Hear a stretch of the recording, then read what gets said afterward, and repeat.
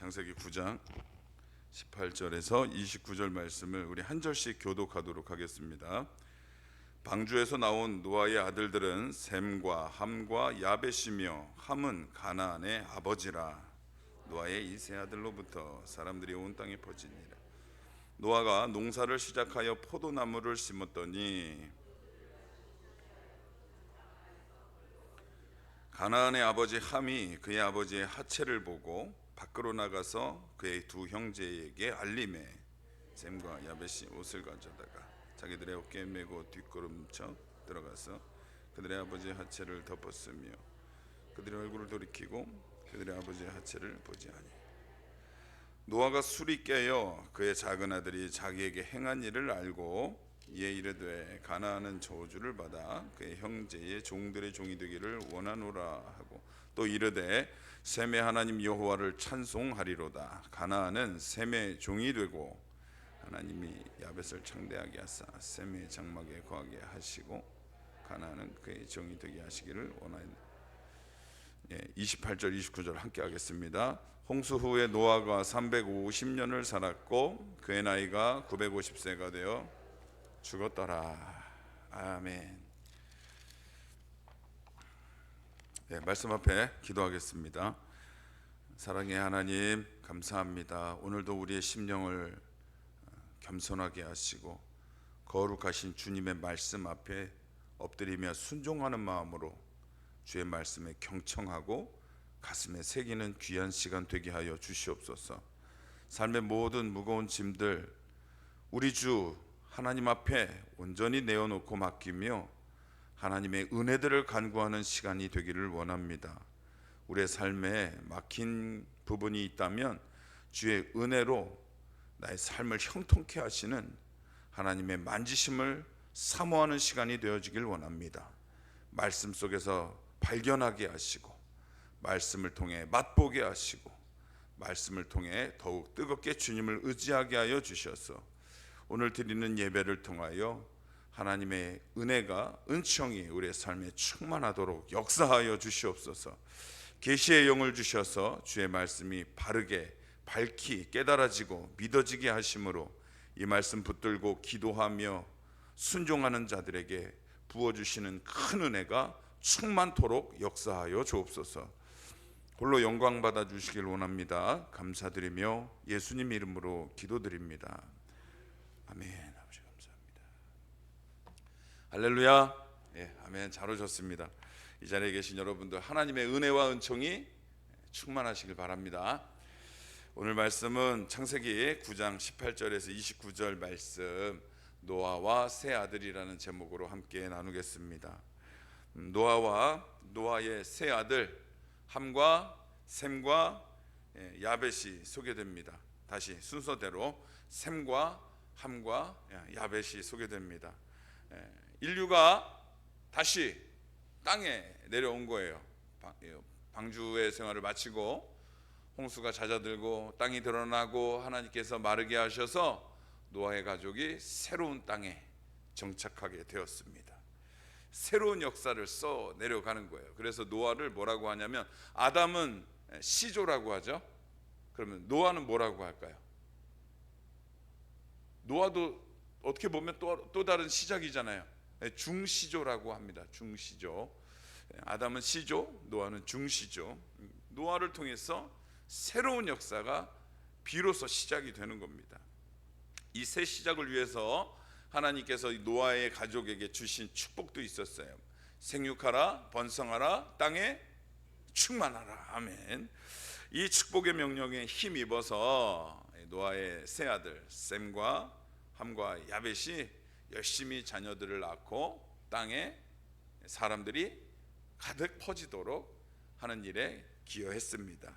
19절 보니까 결과부터 소개가 됩니다. 그렇죠? 19절을 한번 읽어보겠습니다.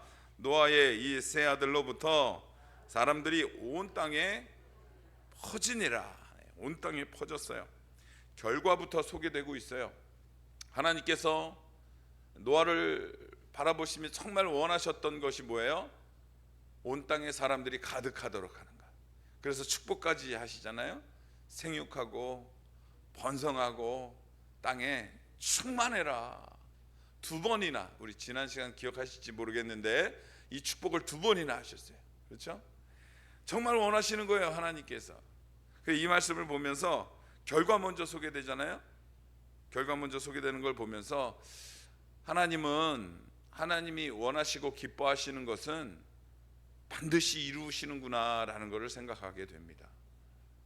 하나님이 기뻐하시는 것은 반드시 이뤄내는구나 믿으시기 바랍니다.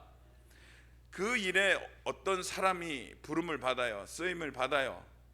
그 일을 이루기 위해 어떤 사람을 부르세요.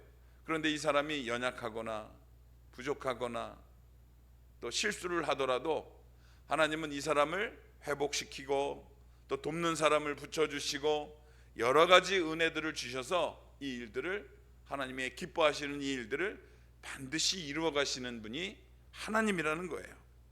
아멘. 오늘 그래서 19절에 보니까 결과부터 소개됩니다. 그 과정이 나중에 소개되지만 결과부터 소개돼요. 이 사람들이 온 땅에 퍼지니라. 이 가운데 이 과정 중에는 이제 인간의 연약함도 들어있고 인간의 넘어짐도 있고 또 어긋나는 자도 있고 순종하려고 애쓰는 자들도 있습니다. 여러 가지 인생들이 포함되어 있어요. 하지만 하나님은 결과부터 소개하시면서 당신의 뜻은 반드시 이루어지고 주신 약속, 생육하고 번성하고 충만하라 하신 이 약속이 반드시 이루어진다라는 것을 결과부터 보여주시며 우리에게 확인시켜 주고 계십니다. 우리 교회도 하나님이 기뻐하시는 일에 몰두하시기를 바랍니다. 하나님이 원하시는 일을 감당해내는 교회 되길 바랍니다. 거기에 쓰임받는 우리 교회가 되길 바랍니다. 그러면 하나님이 반드시 어떻게 하신다고요? 이루신다고요.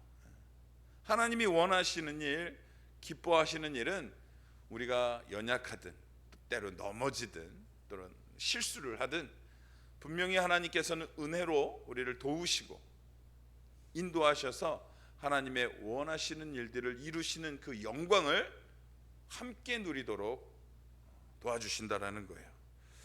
우리 교회가 이렇게 하나님 기뻐하시는 일들에만 매진하는 쓰임받는 교회 되시길 바랍니다. 오늘 이 19절의 결과를 이어서 이제 그 중간 과정쯤에 일어난 한 가지 사건을 이어서 소개하고 있습니다. 사람들이 퍼져나가기 시작할 즈음에 일어난 사건이에요.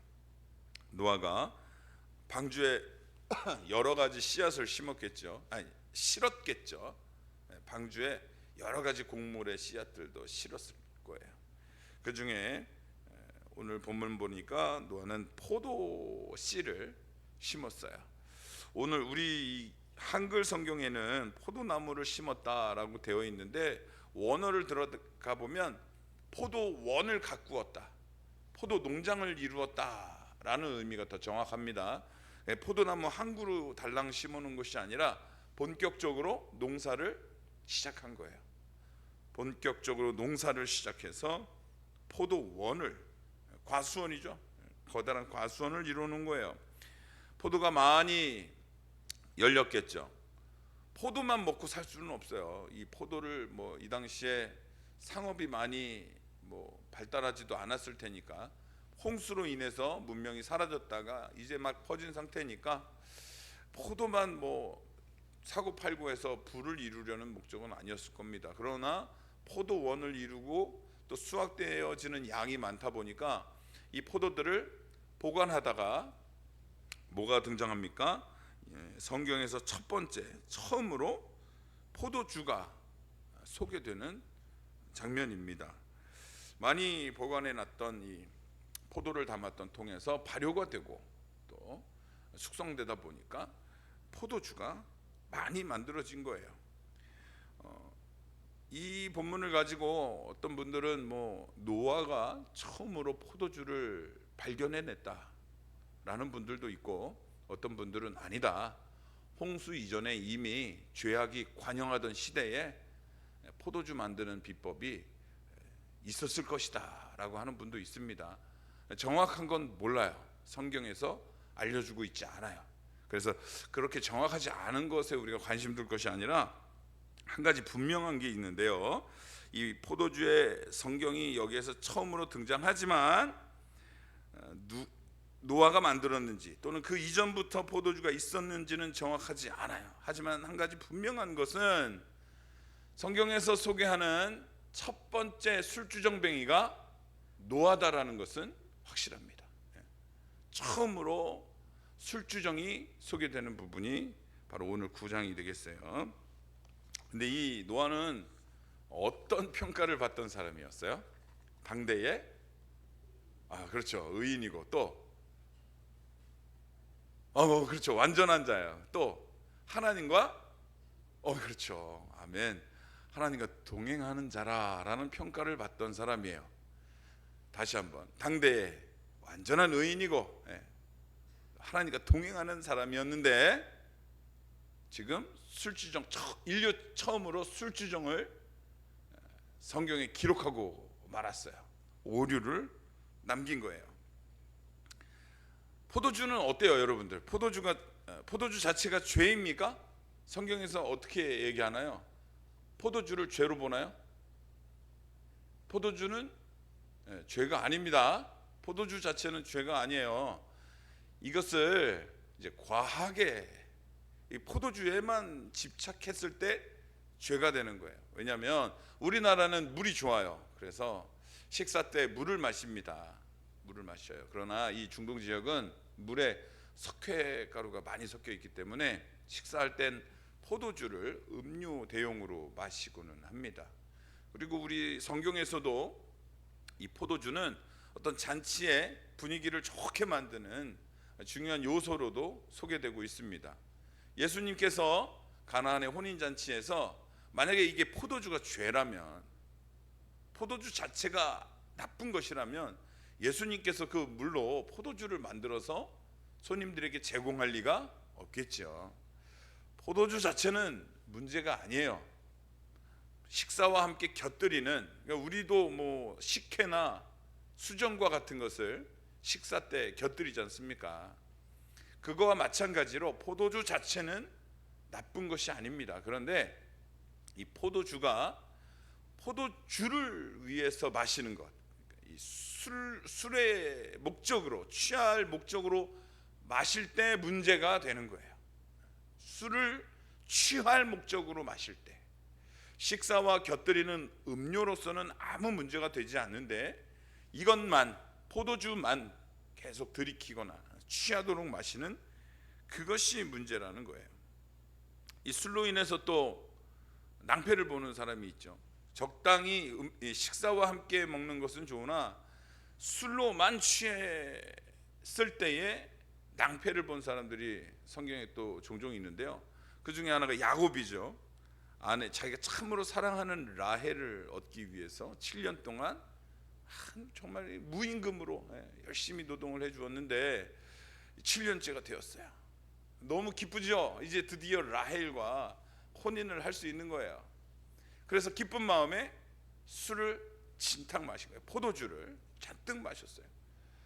잔뜩 마시다 보니까 취했어요. 그런데 정작 자기 처소에 들어온 건 라헬이 아니라 레아였어요.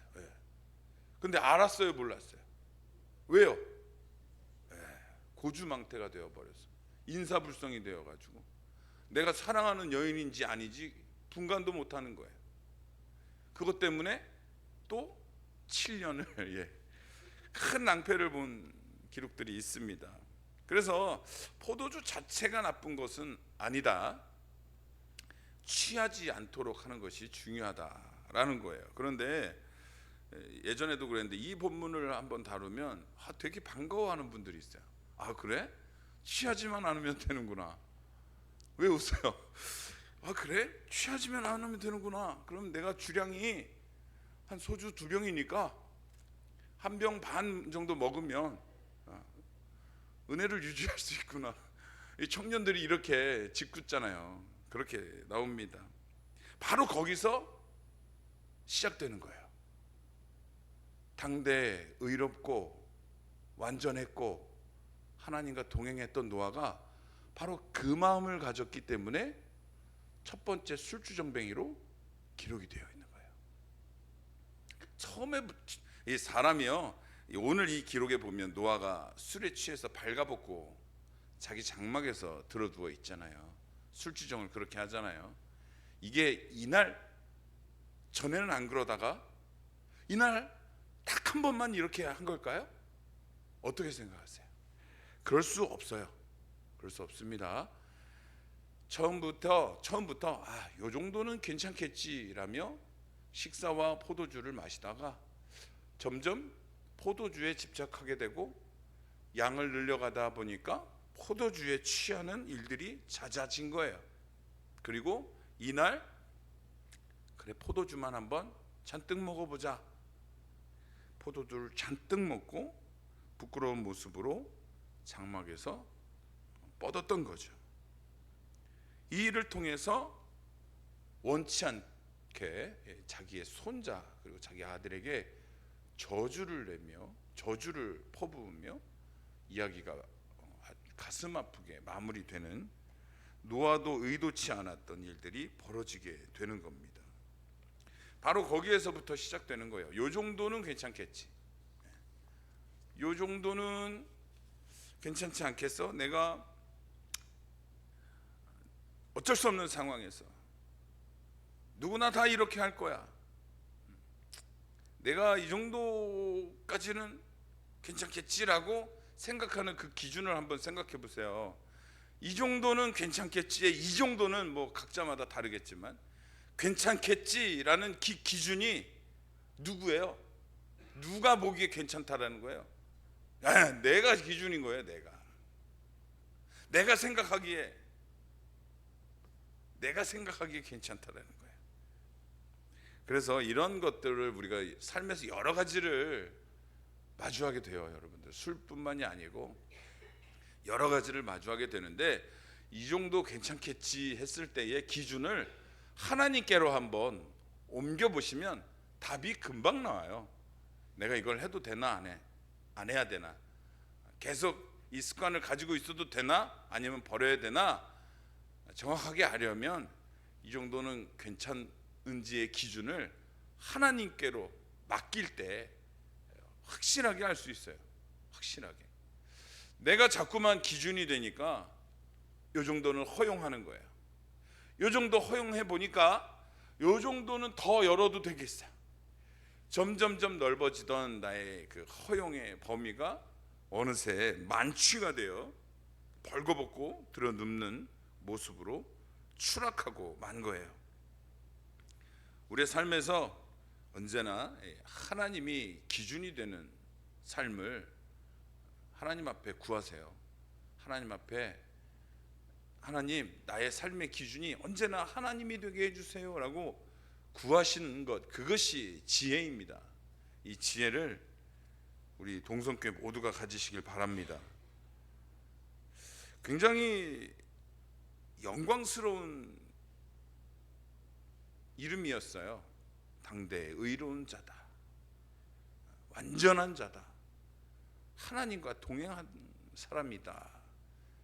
이런 칭호를 누가 들을 수 있겠어요? 온 인류 중에 단 한 명, 노아가 그 칭호를 받았었는데, 농사를 짓고 홍수 사건이 마무리된 지 얼마 지나지 않아서 술 취해서 무너진 것은 사실 큰 허물이었어요. 또 어떤 사람들은 그러더라고요. 뭐 술 취해서 그냥 뭐 벌거벗고 자는 거가 뭐 그렇게 큰 실수겠느냐. 그런데 여러분, 제가 앞서도 얘기했지만 이 노아의 술 취해 벌거벗고 자는 모습을 소개하면서 이게 바로 당대의 의로운 자다라고 안 믿는 사람들에게 소개할 수 있겠어요? 이게 바로 완전한 자다, 하나님의 은혜 안에서 완전한 자다라고 자랑할 수 있겠어요? 이게 바로 이렇게 벌거벗고 자는 모습이 술 취해서 이게 바로 하나님이 동행하는 모습이다 라고 말할 수가 없죠. 오히려 감추고 싶고 부끄러운 모습이죠. 하나님의 영광을 가리우는 모습이란 말이에요. 그리고 노아는 흔한 어떤 가장이나 흔히 보이는 아저씨가 아니라, 제가 뭐라 그랬어요? 아담은 시조고 노아는 중시조예요. 중시조인데 이 사람도 지금 이 사람으로부터 시작되는 거예요. 그 이어지는 후손들이, 인류가, 문화가 이 사람으로부터 시작되어지는 중요한 자리에 있는 사람이 노아란 말이에요. 의롭고 완전하고 하나님과 동행하던 그 사람이 이렇게 무너진 건 큰 실수였어요. 큰 죄였습니다. 이 죄를 통해서 일어나는 일들이 있죠. 그의 아들, 둘째 아들이고요, 함이 그 사건을 보고 뭐랄까, 이 함의 반응은 묵상을 하면서 그럴 수도 있겠다라는 생각이 들 정도로 큰 잘못은 아닌 것 같았어요. 처음 이 말씀을 묵상하면서 함이 그걸 본 거예요. 그리고 나와서 두 형제에게 그걸 알렸어요. 그뿐입니다. 함은 보았고 두 형제에게 알렸어요. 그뿐이었어요. 그런데 노아가 그 사실을 알고 어떻게 대처합니까? 함과 함의 아들 가나안에게 저주를 선언하고 마무리를 하고 있단 말이죠. 그러면 여러분들, 이 실수의 빌미를 제공한 사람이 누구예요? 누가 먼저 시작한 거예요? 이 실수를 노아가 먼저 시작한 거예요. 그러면 노아의 실수로 인해서 일어난 사건이니까 마지막 책임을 누가 져야 돼요? 노아가 져야 돼요. 노아가 혼나야 된단 말입니다. 노아 때문에 일어난 일이에요. 그런데 이 마무리는 얼핏 보면 함과 가나안이 다 책임지고 있는 것처럼, 그렇게 마무리되는 것처럼 보입니다. 그래서 이 부분을 우리가 함께 또 살펴봐야 합니다. 함이 노아의 처소에 들어갔어요. 아버지의 벌거벗음을 보았습니다. 그리고 밖으로 나와서 두 형제에게 알렸어요. 그런데 이 우리 한글 성경으로만 우리가 만나게 되면 그 뜻을 조금 이해하기가 애매합니다. 그래서 히브리 말로 한번 들어가 보면, 함이 아버지의 하체를 보았다, 보고 할 때에 이 보다라는 단어가 라아라고 해요, 히브리 말로. 그런데 이것은 이렇게 지나가는 눈으로 슬쩍 봤다라는 뜻이 아니에요. 나도 모르게 슬쩍 보게 되었다, 나도 모르게 눈이 마주쳤다, 이런 뜻이 아니에요. 라아라는 단어는 재미있게, 흥미를 가지고 지켜보다, 뚫어지게 관찰하다, 이런 뜻이에요. 그래서 조금 이 의미가 조금 이해가 되죠. 어떤 상황인지. 함이 아버지의 하체를 보고 재밌어한 거예요. 지켜보고 관찰한 거예요. 즐기기 위해서. 그리고 보고 두 형제에게 알렸다에서의 이 알리다, 이전 번역에서는 고하다라고 번역이 되었었는데, 이 알리다라는 말은 히브리 말로 나가드라고 해요. 나가드. 이 나가드의 뜻은 고하다, 알리다, 뭐 이런 뜻도 있지만, 비난하다, 조롱하다, 선포하다라는 뜻을 가지고 있어요. 자, 그러면 이제 좀 정리가 되죠. 함이 아버지의 하체를 보고 너무 재밌는 거예요. 너무 재밌어요. 그래서 관찰을 하고 자세히 보고 나와서 두 형제에게 아버지를 비난하는 거예요. 조롱하는 거예요. 그리고 선포하는 거예요. 조심조심 두 형제에게만 귀뜸해 주는 것이 아니라 고래고래 떠들고 다니는 거예요. 그러면 노아가 며느리들도 있잖아요. 며느리들, 아내도 있을 것이고, 자기도 모르는 사이에 이 함이라는 아들이 며느리들 앞에서 자기의 그 치부를 자랑하고 다니는 저 아들이 얼마나 서운하겠어요. 얼마나 서운하겠어요. 부끄럽고 이제 정신을 곧 차릴 텐데 막 떠들고 다니는 거예요. 함이 아버지의 하체를 본 것을, 또 자기가 관찰한 것을 조심하지 않고 막 떠들고 다니는 거예요. 이 말씀을 보면서 저를 한번 돌아봤어요. 저를 한번 돌아보게 됩니다. 남 얘기할 때 재밌잖아요, 여러분들. 남 흉볼 때가 제일 재밌는 것 같아요. 예. 그때 남 흉볼 때 막 에너지가 솟아요. 예. 재밌어요. 시간 가는 줄 모르고 하게 됩니다. 그리고 남의 흉을 보면서 꼭 마지막에 하는 얘기가 있죠. 이건 절대 비밀이야. 다른 사람한테 얘기하면 안 돼. 그런데 그 다음 날 되면 어떤 사람이 목사님 이건 비밀인데요 하며 저한테 그 이야기를 해줍니다. 비밀이 없어요. 그래서 저도 이 시간을 빌어서 회개합니다. 남 얘기 많이 안 하도록 하겠습니다.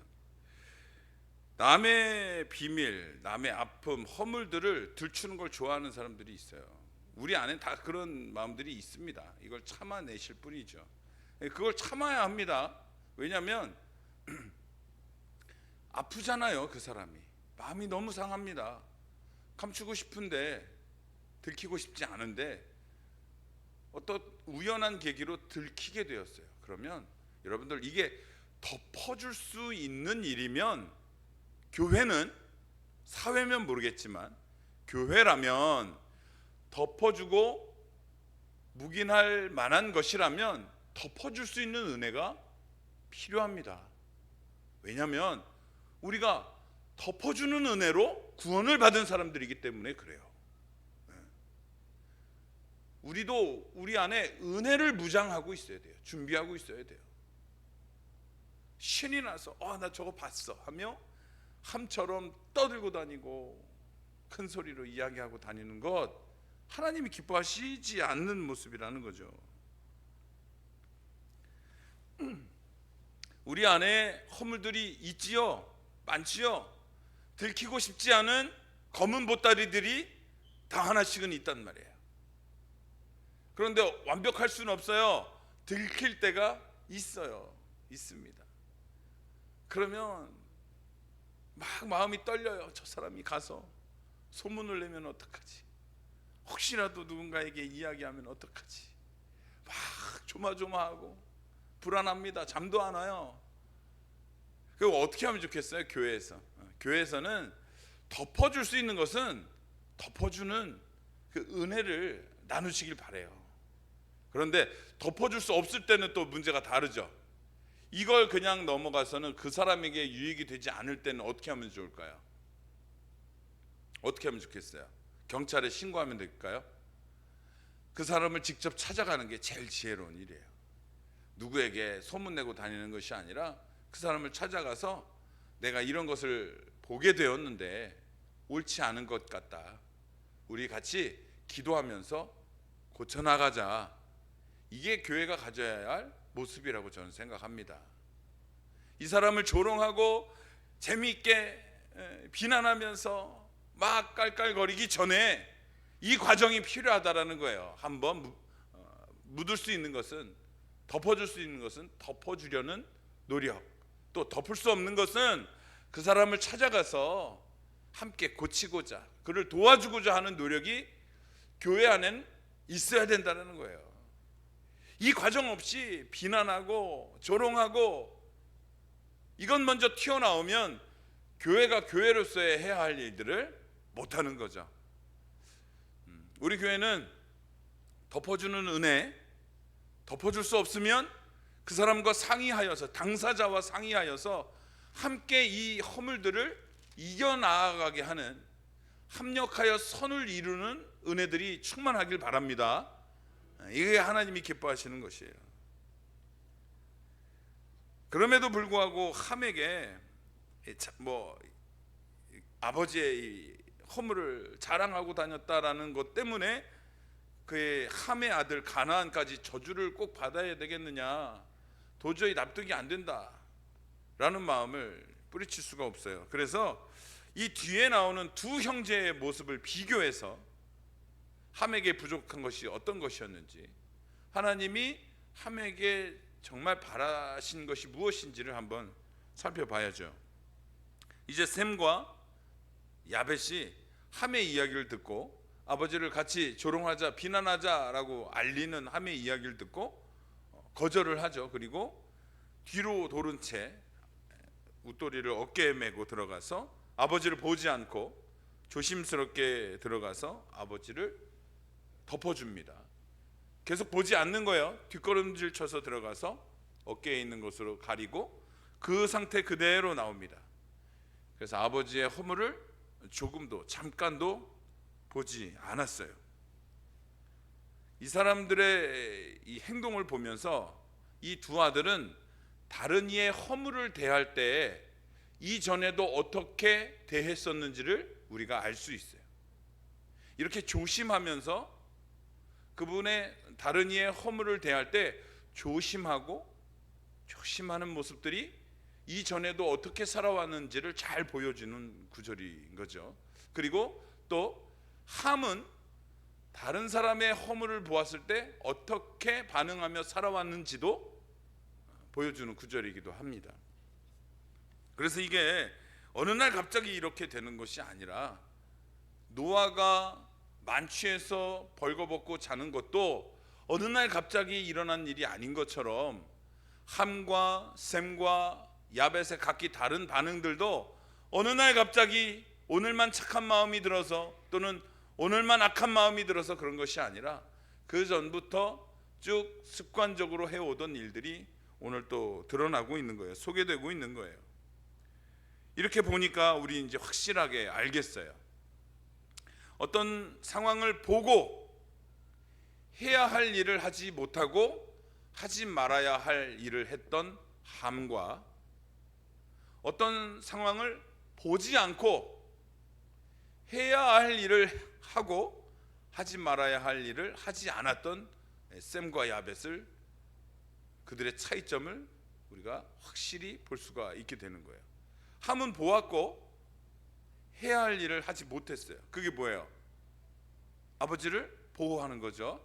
덮어주는 거죠. 그리고 하지 말아야 할 일을 한 거예요. 그게 뭐예요? 폭로하고 비난하고 조롱한 거예요. 그런데 셈과 야벳은 보지 않았어요. 보지 않고도 해야 할 일을 했어요. 아버지를 보호하고 지켜주었어요. 그리고 하지 말아야 할 일을 하지 않았어요. 남들에게 조롱하거나 비난하지 않은 거예요. 이후에 노아가 정신이 들었어요. 술이 깬 거죠. 그리고 그 사실을 알게 되었습니다. 그리고 이 사건에 대해서 노아가 판결을 내립니다. 함은 두 형제들의 종이 될지어다. 그리고 아버지를 보호하고 보지 않고도 해야 할 일을 했던 두 형제에게는 귀한 축복을 선포하며 이야기가 마무리됩니다. 그러면 노아가 실수를 제공했는데 노아는 어떤 벌을 받은 거예요? 왜 아무 처벌을 받지 않고 지나가나요? 함이 누구예요, 여러분들? 노아의 아들이에요. 노아의 아들입니다. 노아는 중시조로서 아들들의 아버지이자 중시조로서 아들들의 허물에 대해서 넘어갈 수도 있고 아니면 이어지는 후손들을 위해서 설계로 처벌을 하고 넘어갈 수도 있어요. 하지만 이 처벌받는 자가 자기의 아들이란 말이에요. 아들에게 저주를 내리는 것이 아버지에게 과연 속이 시원한 일일까요? 아유, 그놈 쌤통이다. 너는 형제들의 종이 되어라 하며 노아가 기쁠까요? 그렇지 않다는 거죠. 아들에게 저주를 내릴 수밖에 없는 중시조의 자리에서 아들이 저주를 받은 것, 그 손자가 저주를 받은 것 자체가 노아가 받은 처벌이고 노아가 받은 책임일 것이다. 우리는 이렇게 맞이할 수 있겠습니다. 교회는 허물을 묵인해 주는 곳은 아닙니다. 모든 허물을 다 덮어줄 수는 없어요. 다 용서할 수도 없습니다. 그러나 하나님이 우리의 죄를 덮어주신 그 은혜들을 따라 살려고 애쓰는 공동체가 되어야 합니다. 세상은 지적하는 거 좋아합니다. 작은 허물을 물어뜯어서 그를 추락시키기 위해 갖은 노력을 다합니다. 그리고 교회는 달라야 하죠.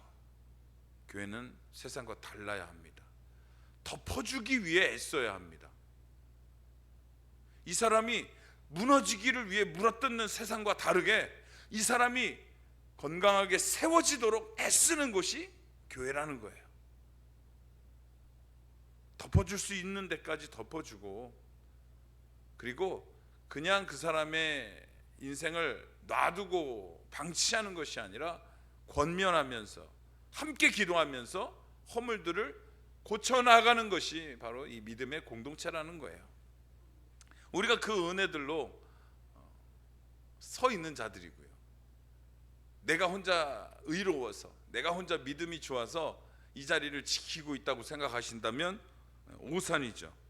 다 함께 기도해주고 나를 격려해주고 나에게 교회 가자, 이 시간에 교회 가서 예배드리자 라며 초대해줬던 섬기는 손길들을 통해서 우리가 이렇게 하나님 앞에 이 시간에 예배하는 자로 자리를 지키고 있는 거예요. 모두의 섬김을 받으며 우리가 지금 현재 주소에 있는 거죠. 바로 이 교회의 역할들을 다시 한번 마음에 새기는 귀한 시간이 되길 바랍니다. 노아는 당대의 의로운 자였고 완전한 자였고 하나님과 동행하는 자였지만 하나님의 그 영광을 잠시 잃어버리고 술 취함에 빠졌어요. 술이 굉장히 시간을 많이 빼앗아요. 사람의 시간을. 술 마시는 것도 뭐 한 2-3시간 마시잖아요. 그리고 술이 깨려면 또 많은 시간이 필요합니다. 그동안은 하나님을 생각하지 못해요. 육체의 소욕에만 집중하는 시간이 되는 거예요. 술에 취하면, 인사불성이 되면 자기 삶을 통제하지 못하는 상황이 되는 거죠. 그땐 세월을 낭비하게 된다는 거야. 방탕하는 것. 예수님께서 그러시잖아요. 술 취하지 말라, 이는 방탕한 것이다. 바로 그거예요. 하나님의 통제에서 벗어나는 것, 하나님의 은혜에서 잠시 벗어나는 것, 이것을 하나님이 기뻐하지 않는다라는 거예요. 그래서 여러분들, 우리의 삶에 유혹이 되는 여러 가지 습관들이 있다면 이제 하나씩 내려놓는, 하나님의 기준으로 정말 괜찮은지를 점검해 보시고 내려놓는, 하나씩 내려놓는 여러분들 되시길 바랍니다. 그리고 다른 이의 허물을 대할 때에 이것을 재미있다고 막 이 사람 저 사람에게 나누는 그런 모습을 가지기보다, 그보다 먼저 덮어주려고 애쓰시고 또 그 사람과 함께 이 허물에 대해서 정말 깊이 진솔하게 이야기 나누면서 기도해 주시고 권면해 주시고 이 과정을 먼저 가지시고, 그래도 이게 좋아지지 않을 때는 이제 또 어떤 방법이 있겠지만 좀 과감한 좀 결단이 필요하겠지만 그 일까지 가기 전에 먼저 우리가 해야 할 일들이 있잖아요. 덮어주려는 일들, 그 사람을 바르게 세워주려 하는 일들에 마음을 쓰고 애를 쓰시길 바랍니다. 그게 교회예요. 그게 하나님의 은혜들을 나누는 거예요. 이 연약한 공동체가 건강하게 든든하게 세워져 가는 과정에 필요한 요소들이 바로 이런 거죠. 우리 안에 이 은혜들이 충만하길 원합니다. 하나님이 가르쳐 주신 바른 신앙과 바른 사랑과 바른 은혜로 함께 격려하면서 함께 기도하면서 함께 하나님을 향하여 나아가시는 복된 삶을 살아가시는 우리 교회 되길 바랍니다.